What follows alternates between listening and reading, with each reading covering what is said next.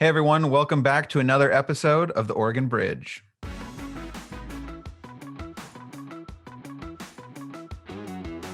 The war on drugs has been a huge waste of money, and it hasn't accomplished any of the goals that it set out to do. The war on drugs has wasted over $1 trillion taxpayer dollars. We're expecting people to get sober, but they don't even have a roof over their head, or they can't put food on the table. And that's kind of a lot to ask somebody. We have to make sure that we're addressing some of these other needs as well. So basically, through this measure, it's like, okay, we have this extra money over here. We can use that to really solve this critical problem. Hey everyone, thanks for coming back for another episode. On today, we have a special episode. We had our first national guest, so someone not at all based in Oregon. His name is Matt Sutton. He's the Director of Media Relations for the Drug Policy Alliance. He's got a long background in politics and advocacy, including working for former Congressman Beto O'Rourke, but now works at the Drug Policy Alliance, which is a very progressive group funded and supported by George Soros, famous progressive donor. That's really working towards legalization and decriminalization of drugs across the country. So Alex, what was your impression of Matt and some of his arguments?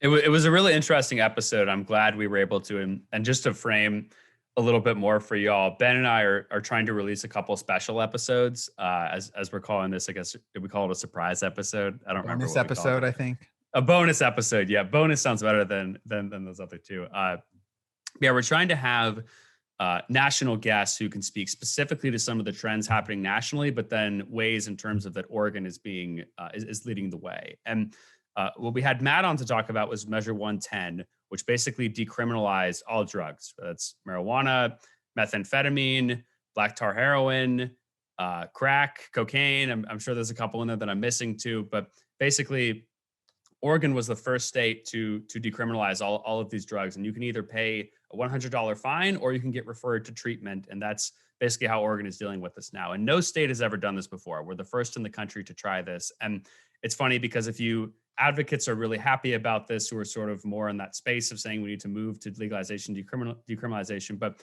folks who are opposed to this are also happy that Oregon is trying it because they'll get to get a bunch of good data back, basically, and from what they think they can show, this is the completely wrong approach to go about it. So I think it's a really interesting episode, and we had a number of good exchanges, but I just want to point out specifically to the viewers, and what we talk about really early on into the episode is that there is this trend towards legalization and decriminalization that isn't just happening amongst progressives, but it is happening amongst Republicans too. And Ben brought up a great article title that was something like, "The winner of the 2020 election was drugs." And yeah, I mean, because you saw this not only in states like Oregon, but you also saw decriminalization and legalization in states like Oklahoma too, which are ruby red. No, totally. And I thought it was really interesting talking to him about the opposition to the ballot measure. So the measure passed with almost 60% support. So vast majority of Oregonians supported it. But I spoke recently with the head of Oregon Recovers, which is an advocacy group working to end Oregon's addiction crisis. I think we have like the third highest drug addiction rate in the country. And they were one of the groups that came out against it. And they also, their critiques were also joined by folks like Governor John Kitzhaber, who all acknowledge that decriminalization is the right step, but disagree with the sort of mechanisms that they used in the legislation. And one point that I was telling him about some of the arguments Matt made in the podcast, and one point he particularly pushed back on is Matt's view that drug court doesn't work, or that there isn't data to support drug court. He had the opposite view and felt that there was a lot of data that supported the effectiveness of drug courts, and in fact that coercion, as Matt used the phrase, like requiring folks to comply in order to wean them away from their addiction. He thought that there is a place for that in our policy space, whereas Matt thought that was a waste of time and wouldn't be effective. So there's very much a debate out there about the best way to do this. And to Alex's point, it's going to be Oregon will be serving as a laboratory for democracy, and if it works here, it will certainly be exported elsewhere. And if it doesn't work here, we're going to have to figure out how to fix it, because we've already got a really big crisis here. Yeah, and Oregon is clearly one of the leaders on this. I actually don't think that we brought this up during the episode, or maybe we did, but the Drug Policy Alliance, too, was also the driving group for marijuana legalization in Oregon as well, which I believe was in 2014. So not only did they pass that here, but they also passed this Measure 110, the first in the country drug decriminalization. And for more context about the group, this group is founded and currently chaired by George Soros, the investor and the philanthropist. He has a ridiculously high net worth. I think it's like 90 billion or something like that. And they were the main donors to this cause, as well as sort of the architects. And they did say they were working with grassroots organizations here. And I do imagine that they probably were, but most of this money basically came from philanthropists and donors who are outside of the state.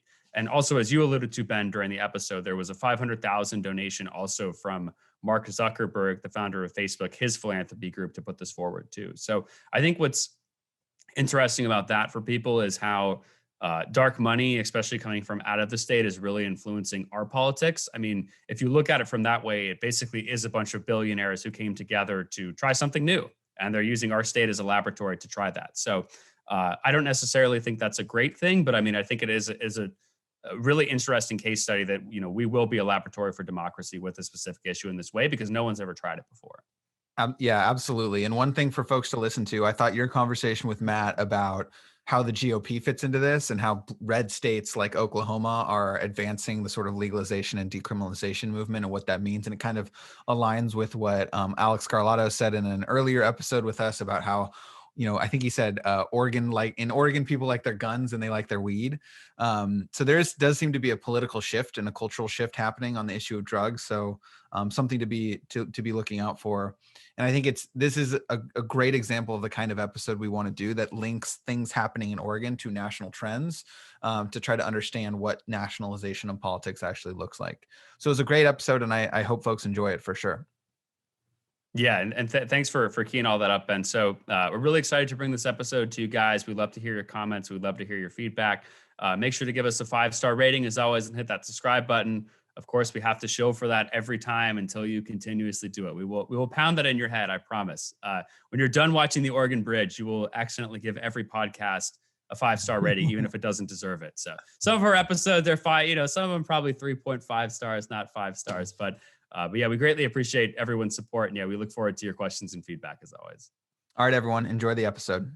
All right, everybody. Great to be here today with our first national guest ever on the Oregon Bridge. I believe that, Matt, you're actually in New York right now. Feel free to correct me if I'm wrong. We even have Matt from his car in New York, so you can even see the lovely New York background. That's right. Which is Wasn't great. planning on being in my car, but here we are. Here we are. Yeah. So, Matt, thanks for coming on the pod. How are you doing today? Doing great. Thanks so much for having me.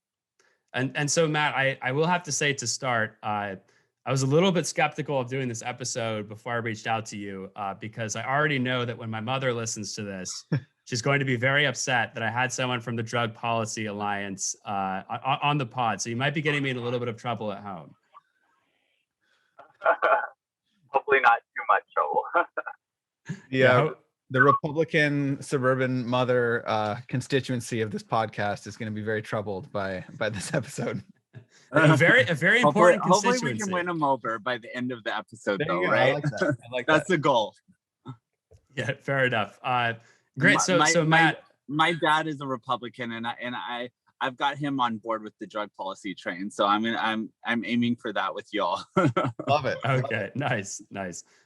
So Matt, so you work for the Drug Policy Alliance. I've known what this organization is for a number of years. I know that in terms of with the space when it comes to drug decriminalization, legalization, different policies basically that have anything to do with drugs. I know at least you guys are really one of the go-to organizations when it comes to this stuff, not only actually in Washington, but also with the presence in the states. And I know you guys have had ballot measures all over the place. You've led legislation, things like that. Can you just tell the viewers a little bit about more, what's the history of Drug Policy Alliance and what exactly do you guys do? Yeah, so I mean, I think you summed it up pretty well. But yeah, you know, we've been around for about 2 decades advocating for more for just various different drug policy reforms. A lot of the earlier work was around marijuana reform. And now obviously we're moving beyond that into things like all drug decriminalization, and really kind of trying to replace those harmful criminal penalties with access to health services. So we want to We want to end those, the drug war policies, but not just end them, but replace them with something better, which is access to services, harm reduction, other health services, and, even, things like housing and job assistance, that, can really assist people versus harming them. I'm glad you brought up the war on drugs in your answer, because I want to read some headlines from right after the 2020 election. These were some of the headlines from NBC News. 2020 election results prove America's war on drugs is finally ending. Buzzfeed, drugs won the 2020 presidential election. Vox, election day was a major rejection of the war on drugs. And my favorite, GQ, last night's biggest loser, the war on drugs. So curious from your perspective of the Drug Policy Alliance, where does the war on drugs stand today? What are the next frontiers or battlefields of the war on drugs? What does it look like over the next, say, 5 years? Yeah, and I love those headlines, but I will have to say that they're a little bit sensational, because like we still have a long ways to go. This is just the beginning. What happened in Oregon is huge. Don't get me wrong. I don't want to undersell that. It was the first state in the nation to decriminalize small amounts of possession of all drugs. So, that's huge. It's, like the biggest blow to the war on drugs to date. However, it's just one state of 50. We still have the other 50 to go.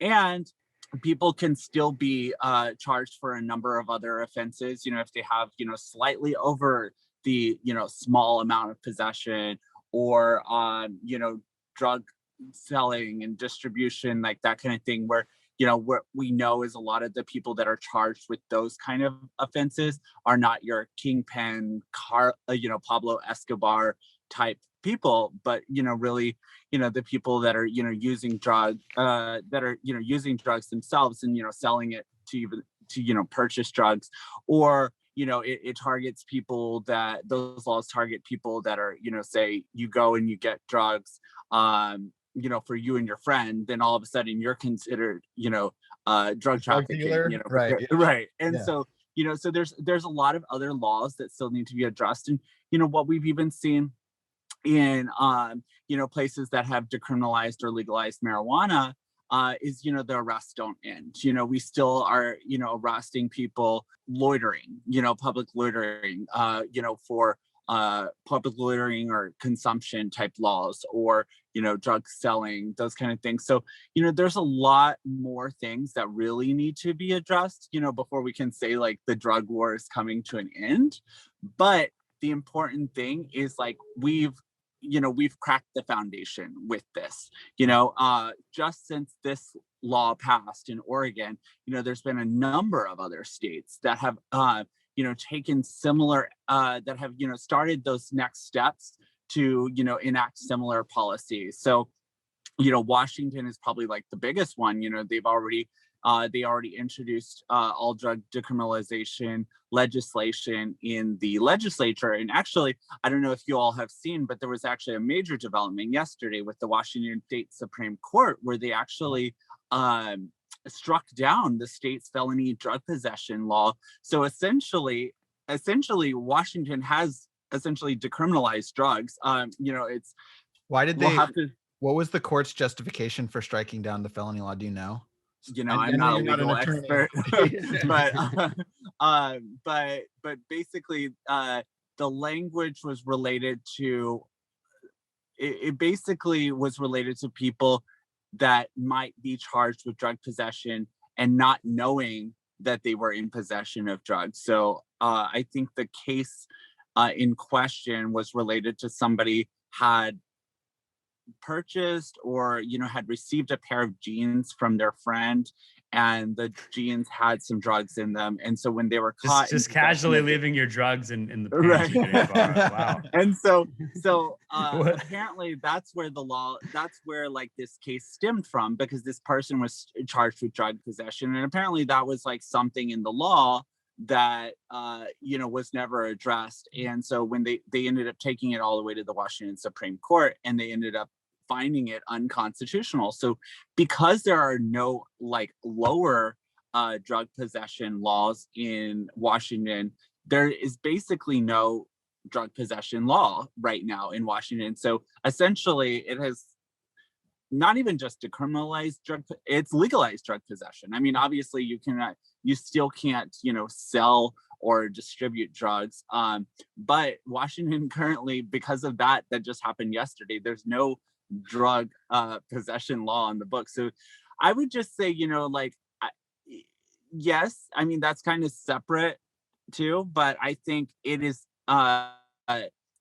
indicative of a changing perception towards drugs. Even in the court's opinion, it was really clear that that there is a shift in people being punished for drugs, and really like the court actually referenced the racial disparities in drug arrests, and that was something that we found in Oregon. Was actually the Oregon Criminal Justice Commission, an independent government agency, actually did a report and found that if Measure 110 passed, it would result in a 95% decrease in racial disparities in drug arrests. So I mean, that right there is huge. And I think it is one of the things that we've seen with the war on drugs, that the war on drugs is not really a war on drugs, but it's been a war on people, So Matt, I actually want to ask you something there, kind of from, because I think and Ben and I were actually just talking about this right before the podcast. Partially when I think about the war on drugs, I think of, the FBI or some law enforcement agency coordinating with, let's say, some Mexican or like Mexico Central Authority targeting drug traffickers or targeting drug cartels or something like that. That's at least part of what I think is, sort of considered to be part of the war on drugs.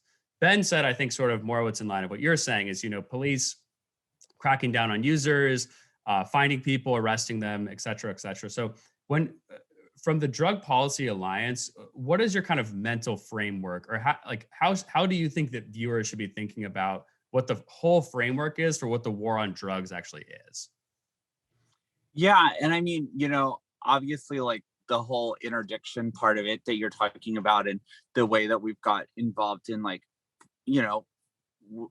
in other countries, et cetera, is a whole other component of it, and that has problems too. So I think our biggest thing is really recognizing these racial disparities here, and really the harm that the drug war has created here.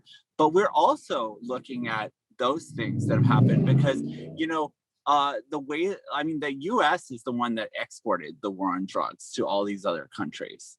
We started the war on drugs. It wasn't like, Mexico decided to have a war on drugs and we decided to do it. No, the U.S. is the one that exported these harmful policies.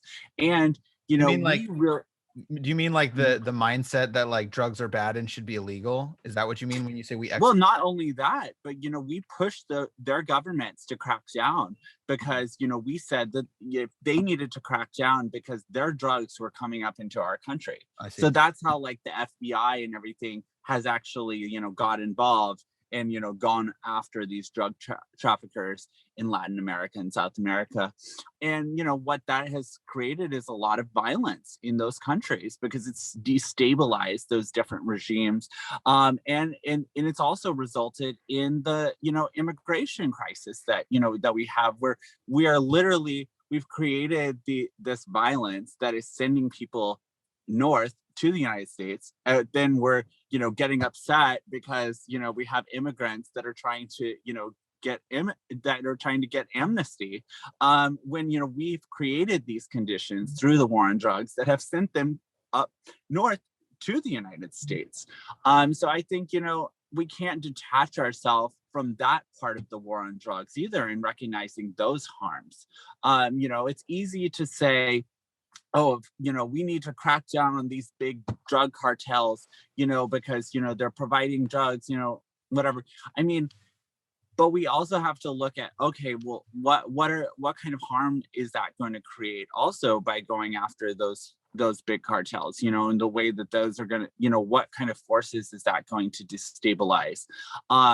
So, I mean, there's a lot of different issues related to that too.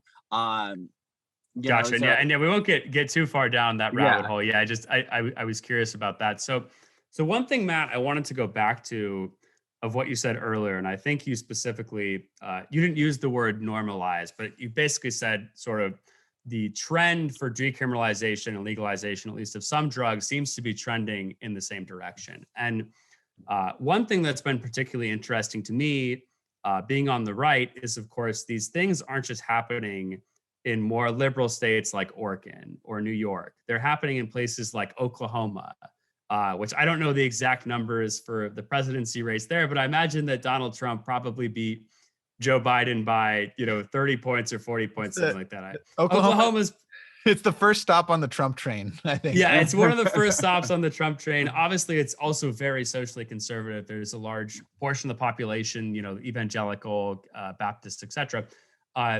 To me, that's just fascinating, right? Because you have people who are incredibly progressive who are pushing this, and then you have people who are also part of more conservative states that are moving forward with decriminalization and legalization.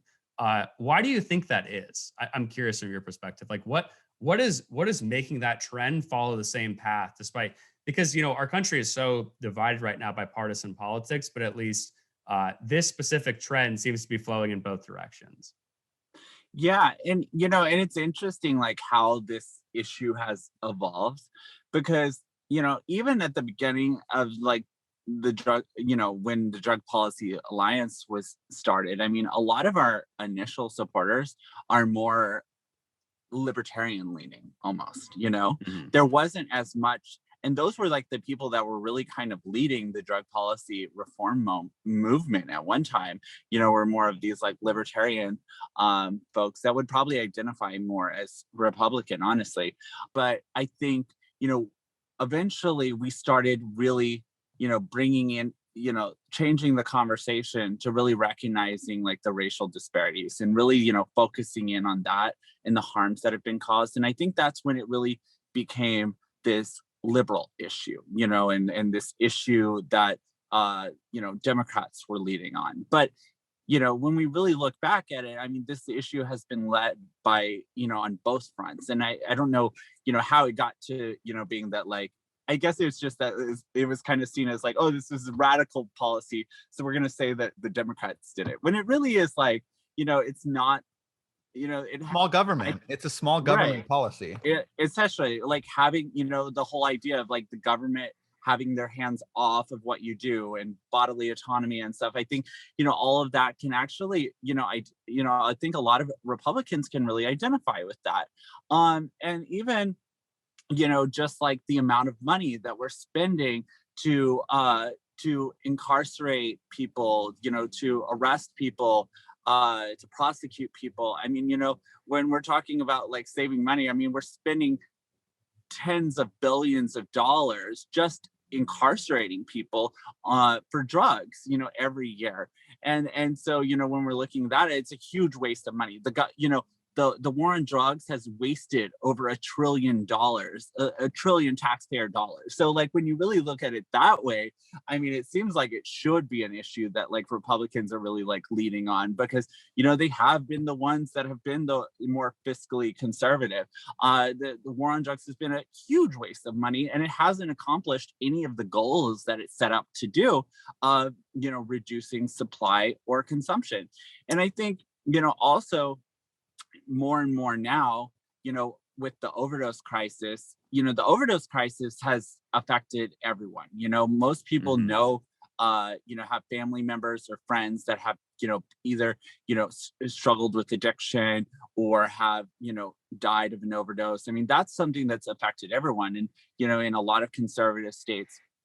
And so I think you have that, which, I think people are thinking more compassionately towards drugs and, thinking that we need more compassionate approaches towards drugs. And then, you're also having, in terms of like marijuana, I think more and more people are realizing that all of these like, fear tactics that were used when, during some of like the earliest marijuana reform campaigns, that like, oh, it was going to lead to like a lot more crime and make people crazy and all that kind of stuff. I mean, that just goes back to that early drug war propaganda, that was used to villainize people, mainly people of color. And what we've seen, like now that like there's a lot of states that have legalized marijuana, it's like we've seen the opposite happen. You know, in many places, like crime has even gone down in areas like around marijuana dispensaries. So like that whole that whole idea that it was going to lead to all these social ills has just been proven wrong. So I think more and more, you have these like conservative states that are like, yeah, I want access to marijuana too, and I don't want to be, if I get caught with drugs, I don't want to be punished. I don't want my family members or friends to be, punished. I would rather people have access to services. And so I think more and more it's just becoming a common sense issue. Yeah, I actually want to ask Titus, I want to ask you this question because, I mean, it reminds me, we had a guy named Alex Skarlatos, who was a congressional candidate in Oregon for the Republican Party. And he said something, he was talking about his libertarian streak and the libertarian streak in the Oregon Republican Party. And he said, in Oregon, we like our guns and we like weed. And so I'm curious, Titus, from your perspective, having worked in the Trump administration and been at the sort of like national conservative level, is that indicative of a libertarian shift, or is it indicative of like a Trump populist shift where, like, Matt mentioned the opioid crisis and overdose crisis, like, is that part of this, or what is your perspective from the right on why things are shifting? Yeah, I mean, it's really interesting. And I don't really think that anyone has a great answer for this because it's honestly somewhat perplexing to me, right? I mean, if you had, right, like it would be different if we just had people, I don't know, let's say we have Maryland Republicans, who I imagine are probably a little bit more liberal than the Republicans in Oklahoma. If it was just people on the right in more sort of purple or blue states who are shifting on this issue, that would be one thing. But of course, again, Ruby Red Oklahoma also decided to push this forward in terms of marijuana legalization, which I just think is so interesting. But there's a couple of things, and I think one of it is donor interest to a little bit of it. I think that a lot of folks who help fund the party, who help fund the different conservative causes, they're interested in exploring this as a business opportunity. So they work with different organizations basically to help push this forward. Maybe they see it as helping with state budgets and things like that. So I think that that's kind of one perspective. But two, yeah, I mean, it could be just a little bit of that libertarian streak. Of people just not caring as much. I mean, and the Trump administration is actually interesting to consider this because we had Jeff Sessions, who of course was very anti-marijuana, right? Like he said, we're going to lock these people up. You're going to try to open your bank accounts, or like Colorado, we're going to come after you, basically. But I don't really think that Trump ever showed a particular interest one way or another in the issue. He kind of just didn't care about it. So I think that honestly may be a little bit more of where the politics are shifting, that it's not like you ask a Republican and they say, oh yeah, like we need to legalize marijuana. It's got to happen now. Like this is a policy priority for me. But I think people are just starting to frankly care about it less. And yeah, I think some people, as Matt said, are just becoming a little bit more skeptical, because I don't think that the war on drugs has been a total policy failure. But in terms of what Matt said, I mean, he is correct in the sense of that clearly there needs to be a revamp in the strategy of what it is, right? Like the supply has increased, and also accessibility to drugs has continued to increase. I mean, the prices literally continue to go down for some of these drugs. So I think that law enforcement should play some sort of role there. And, maybe we need to revamp tactics or something like that. But I mean, I do think that, less people are frankly just starting to care about it, but I don't know exactly why. But yeah, I think it's so interesting. So, well, that's a good transition. You talked about how we might need to rethink the strategy on the drug war. And I think this is where we want to transition to Oregon and talking about Measure 110, which is probably the most dramatic shift in strategy in the drug war, probably since its inception. So Matt, can you give us a brief overview? What was Ballot Measure 110 in Oregon? What did it do? And yeah, just kind of sketch out how Ballot Measure 110 works.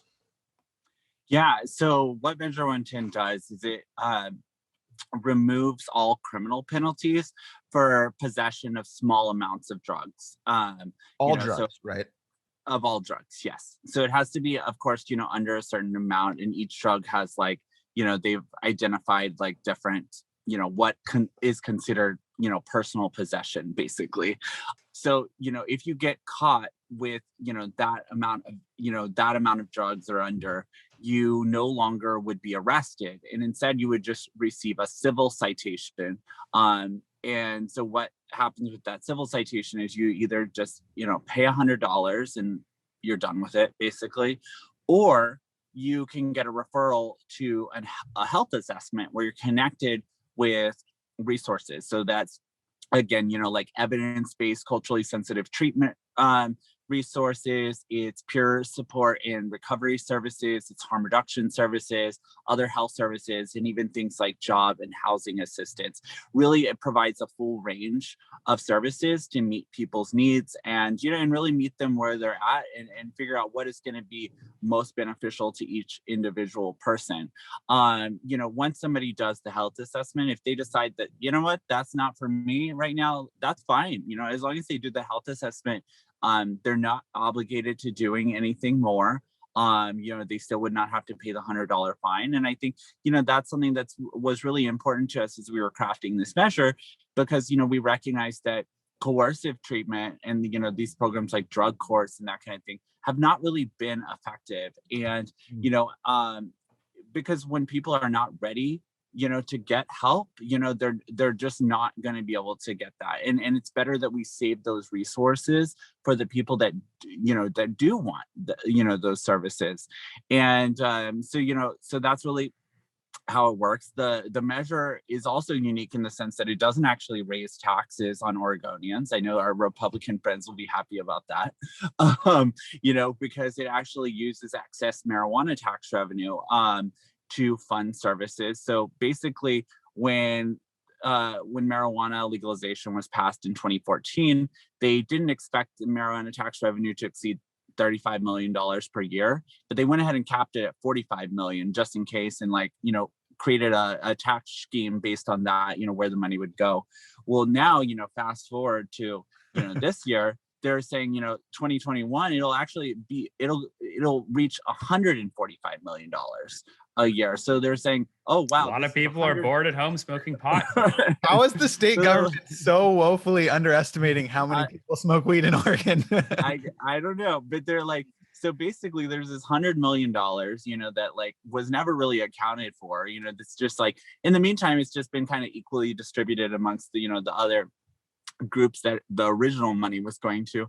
But, it's okay, in Oregon, about 1 in 10 people was, struggling with a substance use disorder, and Oregon ranked nearly last in access to, to treatment services. So they're so basically through this measure, it's okay, we have this extra money over here.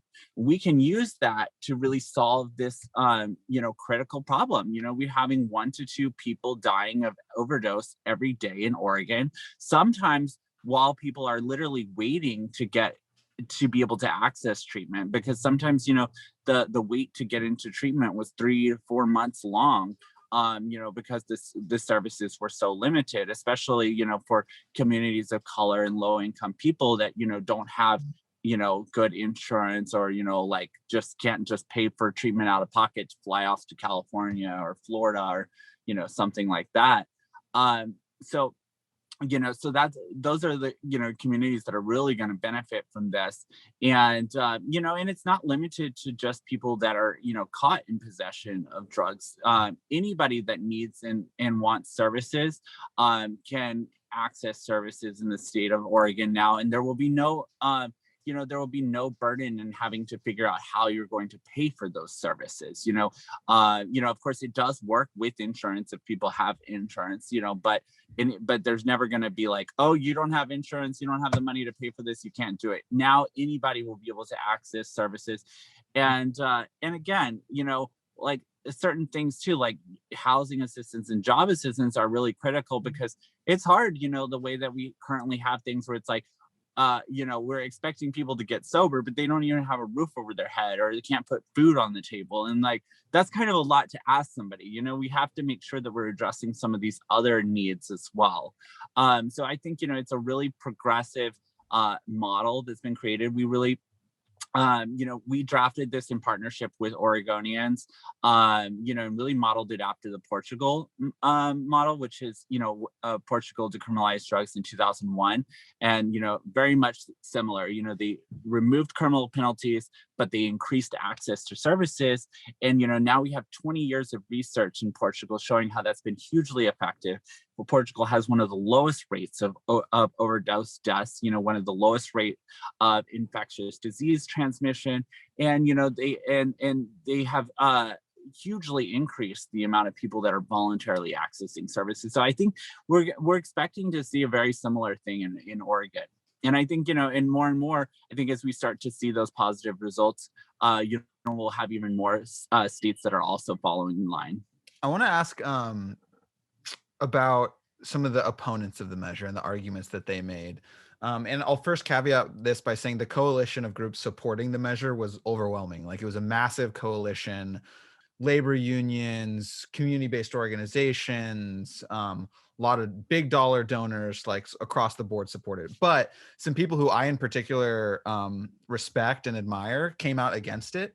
One of them is former Governor John Kitzhaber, who, like, our longest tenured governor, like, classic policy wonk, super smart guy. And he had a couple of arguments for why he opposed it. But one was that the funding goes to what he called 16 different screening and referral centers in a grant program. And I think those centers are based on Oregon's coordinated care model. So everywhere there's a CCO, there has to be a screening and referral center.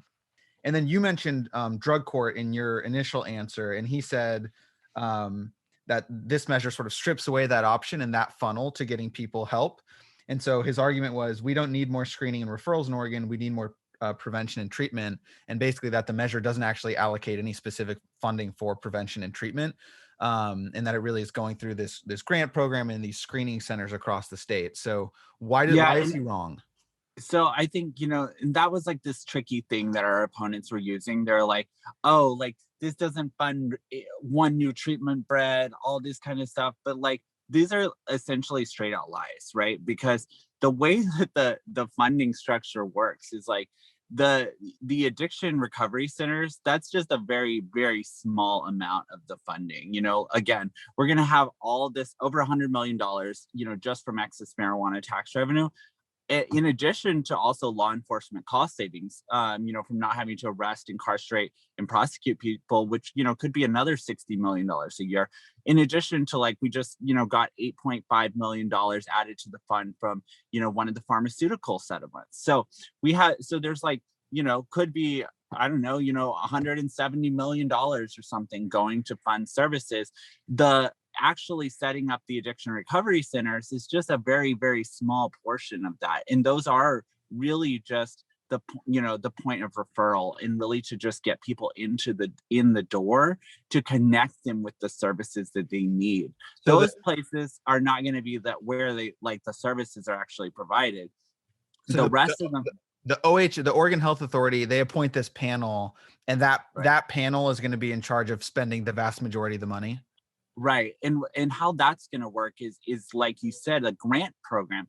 And so, like, it's kind of, that's, kind of like, okay, that doesn't really make sense. He's saying the money goes to a grant program. Yes, the money goes to a grant program because the grants are going to be distributed among community organizations throughout the state that will provide the services. Like, how else are we going to get the money out there?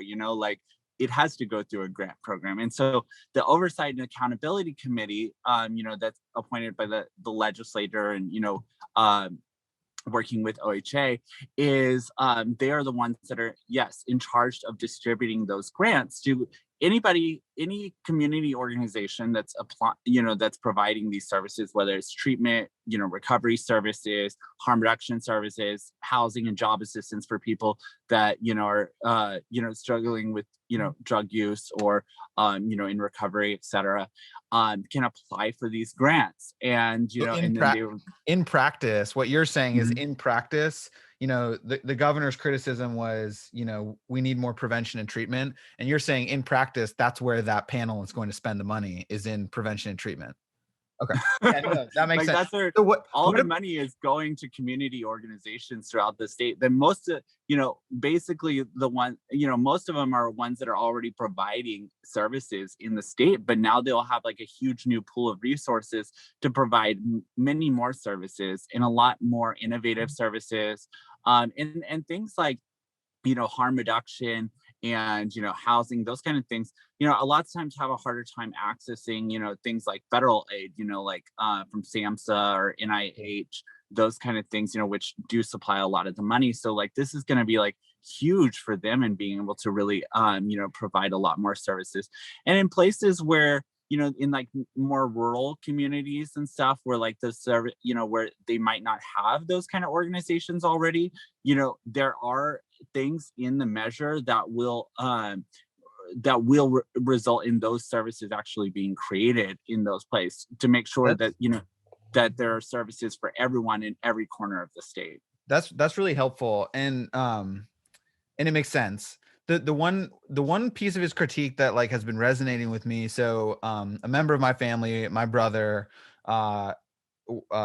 is in recovery now, but suffered with addiction for a long time, particularly in particular heroin.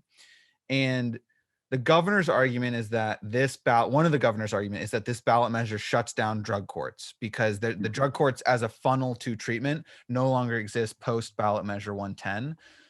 And I think the argument is like you've taken away that funnel without creating another funnel that like is in practice and ready to go. And my brother did go through drug court, and drug court was, and I know it's absolutely anecdotal and not necessarily representative of the data, but in his case, like my parents say that drug court saved his life because it's how he got Naloxone. It's how he, initially got connected with counseling and treatment, et cetera, et cetera. And so now that option goes away because he would have at the time had the option to just pay the $100 fine, which my guess is he probably would have, and avoided going. He wasn't coerced, to use your language, which is true.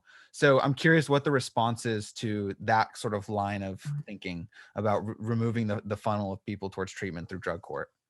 Yeah. So, and I mean, and I'm glad that your brother had a good experience. I actually myself have been through drug court too. Oh, really?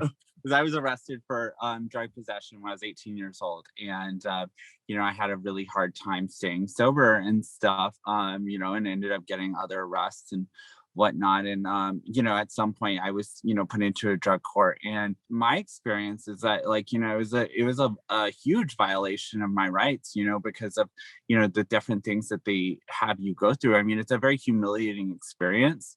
Whereas like you are literally like, if you relapse or if you do anything wrong whatsoever, you're punished. Like you have jail hanging over your head, and the judge, that's like the way that they're trying to treat a health condition, is by punishing people and by saying, if you don't do exactly what we want, if you slip up one time, we're going to throw you in jail.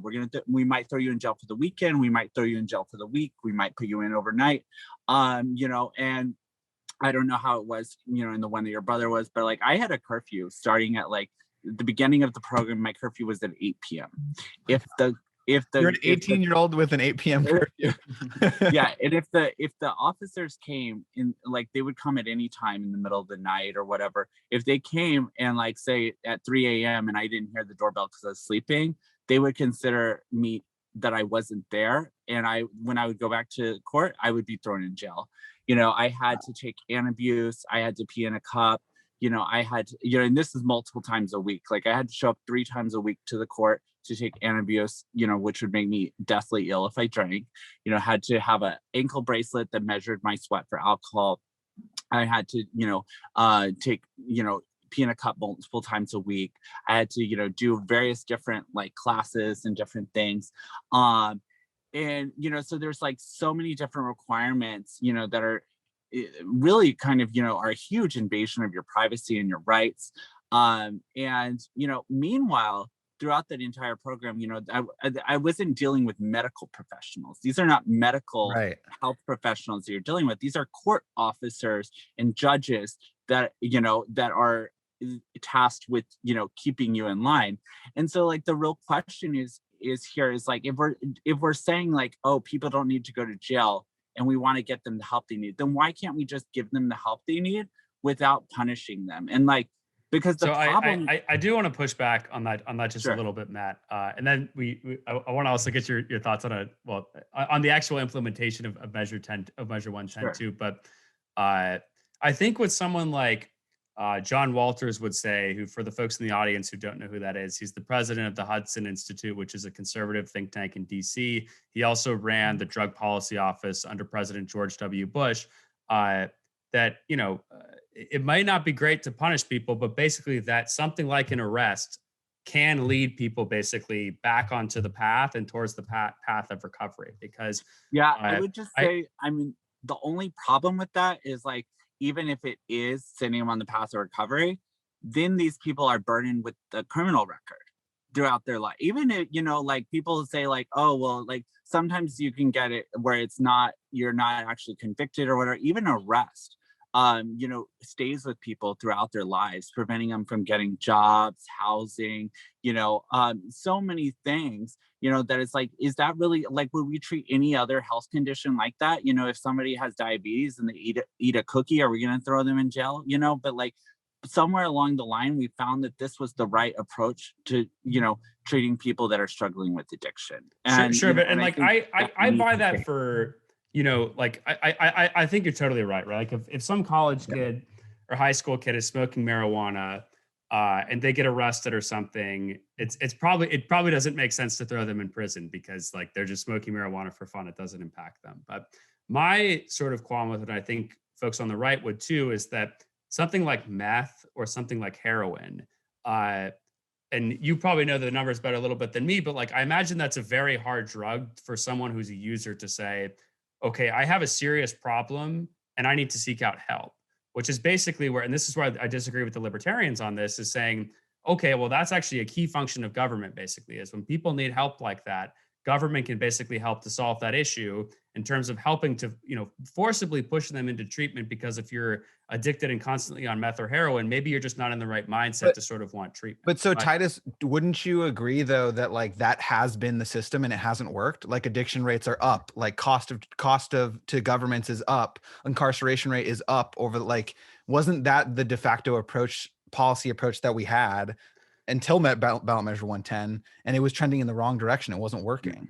Well, sort of. So there's a couple of things I disagree with. One, like for example, I think someone like John Walters would basically say drug courts are working, but we need to vastly expand the number of people who are going to drug courts and not expand the number of people who are just going straight to the prison pipeline. Like I can see that point. I agree there. I think there's been pretty ample evidence that drug courts actually. And again, the other thing about this issue is that like it's really hard, right? It's not like oh, well, Alex went in the store and he stole $1,000 from the cash register. He served a year in jail and now he knows he won't do that anymore, right? Like dealing with drugs and rehabilitation and stuff like that. I mean, even just from that experience you described, Matt, one, I imagine actually using the drugs and getting off of them was an incredibly hard personal burden and lift that you and your family and your friends basically had to bear. But two, like the process of actually going through it wasn't easy either, right? Like that's just what I think people, this issue is always underestimated because like it's just hard to get people to recover. Like it's not like you can say, go to this thing, we invest X amount of dollars, you go to rehab for X amount of time, and you're just good to go, basically. So that's why I think that it's a complex issue. But I mean, basically, we should be looking into the alternatives like that. But that's also why I think though that law enforcement can play a key role in that. And yeah, I'll concede the point. We should probably be sending less people to prison over this, but maybe we should be sending more people to drug courts. But I won't dive us too much down that. Well, no, I think that's interesting because Matt's point is like hearing first, Matt, thank you for telling the personal side of this and like sharing that, because that sounds terrible. That sounds awful. And like what I can say from my personal perspective or from my family's perspective is like one thing that, and I know like the recovery community will speak about this, but like one thing that addicts are really good at is like checking the boxes and sort of like doing all the things that they're required to do to get out of it. Or to like finish the program. And so I think what Matt's point is like our policy infrastructure should provide all the resources and options possible to people when they're ready to enter recovery. But if they're not ready to enter recovery, we're just going to dump resources and force people to do things they don't want to do that are inevitably going to put people back into the cycle without actually right. Problem. I mean, I went right back to using drugs and stuff, after drug court, and it's like, as anybody else that that I know of, that has gone through one of these programs has done, these programs, and it's interesting too, because I would love to know where like the data is that like where any of these programs are saying that they're effective.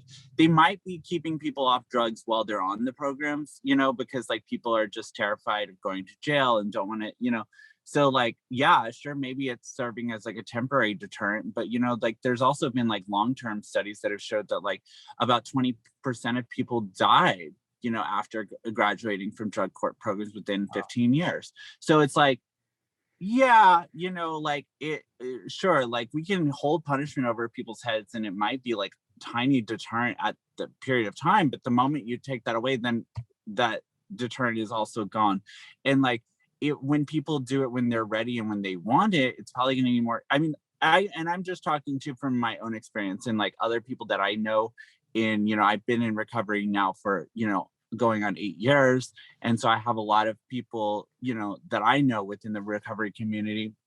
And it really was like, what you hear people say is it was when they were, when they finally were ready and they were just, done and couldn't do it anymore, they surrendered. That was when they were able to get the help that they need and stuff. And so I think, that's just my personal view of it, that I think it's a very I think it's a personal thing and each person has to be ready for that. And the court can't really like come in and push people into that. I'm sure there's cases where that does work, but from what I've seen, it hasn't been that effective. It really is, when people are ready for it. And again, we have people that want services that can't access them because we're allocating resources towards the people that we decide, that like the court is saying need them, which in many cases are people that aren't even struggling with, drug addiction. You have people that get caught with a little bit of weed and we're sending them to drug court, versus like people that are, have been using, other drugs and are really struggling with them for a long period of time, can't access them because they're not getting arrested, So I think that's another thing we have to look at.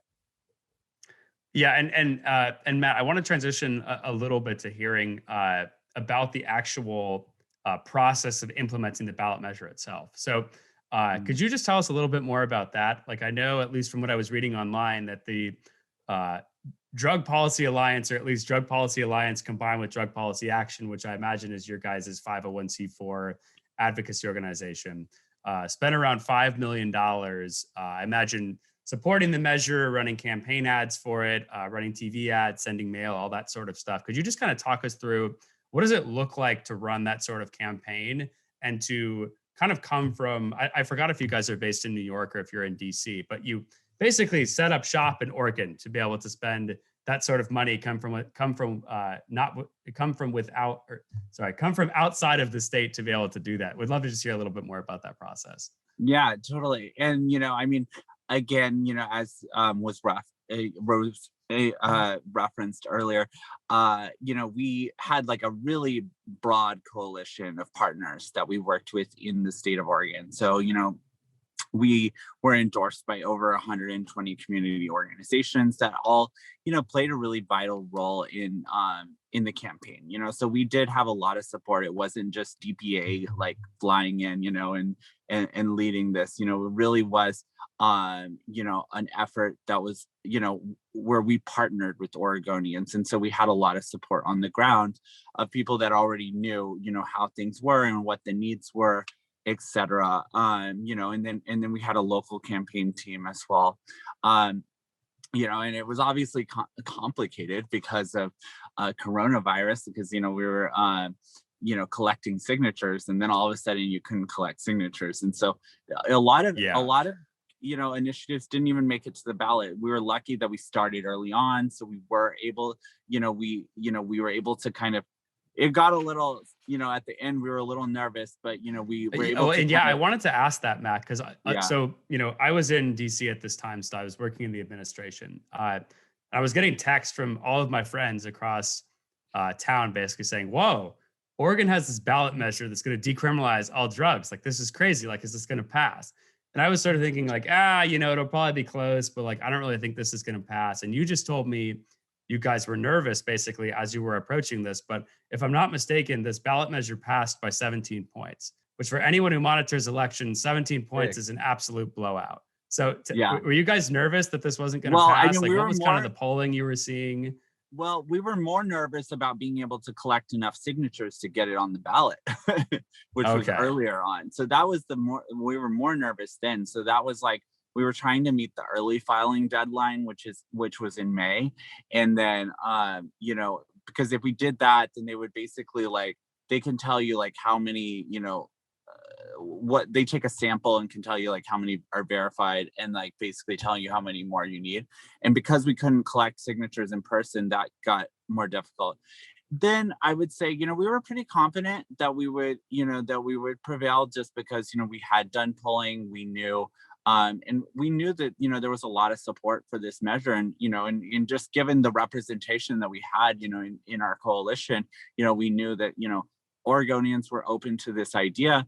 I think it was towards the end there. We did have, you know, some groups that were really led by like the for-profit treatment community, and also like you know, this opposition that just popped up at the very end, mainly led by the for-profit treatment community, mainly financed by a lawyer, a criminal defense lawyer that, you know, basically mostly represents you know, drug people charged with drug offenses. So, you know, obviously had a financial motive in funding this opposition. So like it was kind of like we had no opposition for most of like this like 2 years that we were really running this campaign until like the very last like month and a half. And they were kind of, you know, trying to start drama, you know, on the ground. I listened to the Oregonian editorial boards. They had like a mini debate when they were just, I think they ultimately endorsed the measure. They did. But the critique was a couple things. It was like, basically it was like DPA comes in, they don't consult with the local community. They just at the last minute reach out to communities of color and really like just in a sort of tokenizing way, which like was I felt was like very convincingly refuted in the endorsement interview when like it was an Oregonian, it was a criminal or it was a public defender who like he was like boom boom boom boom boom boom boom, here's 50 names of CBOs who are endorsing us and supporting us. But the interesting thing for me in the sort of political campaign context is I think one of the reasons why Oregon gets to be a laboratory of democracy for something like this is because of our campaign finance laws. So like, I'm guessing one of the reasons why Oregon was a really attractive place to sort of partner with local communities was DPA could spend as much money as they wanted on the measure. We have literally no cap on contributions. So over 5 million from you all. Bloomberg did the same thing has done the same thing on gun issues. I think we saw that the Chan Zuckerberg initiative, Mark Zuckerberg's philanthropy spent money here too. So I mean, and I saw in your background, you used to work for Congressman Beto O'Rourke, and I assume you come from the sort of liberal side of things. Like, does this sort of big money and politics side of this make you nervous that a big donor can come in, and even though you all did it the right way this time, you could argue that sort of framework allows for wealthy interests to sort of dictate public policy? I mean, you know, that's been the way that it's been. You know, I mean, you know, DPA is not a huge organization, you know, like we, especially because, you know, we have a few different offices around the country and, you know, we're involved in a lot of different campaigns. So like the whole idea, even of like, I know that some people tried to make us into this like big bad New York group. And it's like, you know, we only have like, I don't know, maybe like 25 people in our, you know, in New York. You know, we have like, you know, I don't know, 10 people in California and, you know, one person in New Mexico. Like, we're not a huge organization.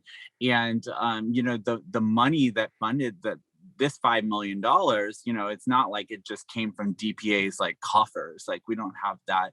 You know, this was like, we raised this money, you know, specifically for this campaign from, you know, our supporters. And yes, you know, some of the supporters are, you know, were people that gave, you know, good amounts of money because these are, you know, they really care about drug policy reform. But you'll see that with any issue, you know, you're always going to have the people that can afford to do it that are going to get behind certain issues and you know, and sometimes they're good issues like this one, you know, and sometimes they're not so good issues, you know, and that's the way it works, you know, in the thing. But I would say, you know, even like $5 million, It's like, I mean, did you see the kind of money they spent at some of the California initiatives? Yeah, I mean, it's like some of them hundreds was of like millions a of hundred. dollars. Yeah. So I mean, Very like expensive 5 mil- media It markets. was like, wow, I would love to have $100 million to run a campaign, and so I think, yeah, I mean, I think, that the money was important, because it takes money to run a campaign like that, to collect signatures, to run ads, all that kind of stuff. But I think, really what made the difference is really like this huge coalition that we had. And that's the reason that we chose Oregon too, was just because we've worked with Oregonians for a long time, over the last 2 decades, where we partnered with them on marijuana legalization, we've partnered with them on like all drug defelonization, on civil asset forfeiture. So like we've partnered with them and like built those relationships in the state in a way that like we were able to really pull together this really strong coalition that was able to bring it across the finish line. I know we're over time, but this reminds me of one question I want to ask you, which is, so Oregon likes to see itself as a national leader that kind of sets trends and is on the cutting edge of policy development. We were one of the first with marijuana legalization. We're the first with all drug decriminalization. What do you see as the next frontier? Like if Oregon wants to maintain its sort of cutting edge reputation on drug policy, what's the next policy arena for Oregon to consider? One of our big priorities, but I haven't heard of anything really being pushed in Oregon right now, is safe consumption sites. So these are places, where people can use pre-obtained drugs, under the supervision of medical professionals. And, they've become very popular in Canada and throughout Europe, as a way of reducing overdoses and infectious diseases. But I think there's already other states that I think will end up implementing those before Oregon. So Oregon might lose out on that one. California's, you guys are slacking, Matt. Right. But so I think, I don't know if but I think there's a lot of things that will have to be looked at in terms of like drug selling, too, because again, the Drug Policy Alliance released a report about this last year, really like looking at, the people that are charged with drug sales are really not the people that, this whole like narrative, where it's like, these are not the Pablo Escobars of the world. Like these are people that are like family members and friends, we have a lot of things like drug-induced homicide laws that are like, if you're doing drugs with a friend or family member and they overdose, you could be charged with their murder, laws like that, which we are kind of keeping under this umbrella of like drug sales. I think we really have to look at some of those things. There's also a lot of laws that are popping up, with stiffer penalties around fentanyl, which are also harmful because, we risk going back to like that whole like, crack paranoia, of like the 80s and 90s, where, there was this whole idea that crack is so bad. So like the penalties for crack are going to be 20 million times worse than anything else, and what ended up happening with that was, we had, a lot of, Black and brown men, getting arrested for, small amounts of crack and being sentenced to like 25 years in prison. So, that's something that we're concerned about and, want to, avoid those. So I think there's definitely opportunities for Oregon to continue to be the lead. But I think, this is definitely, I think, really, put Oregon ahead for a while, because, there's going to be a lot of focus on Oregon, really just looking at the implementation of this. I think there's going to be a lot of research that's done on Oregon, really like, as people watch to see, what the effectiveness of this is. So I think Oregon's going to stay in the spotlight for a moment with this. Gotcha. Well, Matt, thank you so much for coming on the podcast again. Yeah, I think I'll have you back in a few months to hear how the implementation process is going and kind of how all of this is playing out. And from some of the folks in the policy realm who are against this, they're also excited to see, because they think basically this will be a failure and then they'll be able to boost their arguments too. So yeah, Oregon is clearly a laboratory in democracy by advancing this, and it'll be really interesting to see what happens. But Matt, thanks again so much for the time. Before we let you thank you go, for having me. where can people find you? Where can they find your work? Where can they find more information about the Drug Policy Alliance? How can they stay up to date with what you're doing? Yeah, so definitely, follow us on our website is drugpolicy.org. You can also follow us on Twitter at drugpolicy.org. So that should be easy enough to. We're also on Instagram, Drug Policy Alliance. All those other things, you'll find us. Well, great. Well, it sounds like they can find you almost anywhere, which is good. So, thanks everybody for tuning in again. Make sure to hit the subscribe button. Make sure to give us 5 stars so you don't miss an episode. And we'll see you in the next one. Thanks. Yeah, thanks everyone. And we'll check in with Titus next time to see if his mom has come around on drug policy. I'm praying for that. Better be the first question. All right.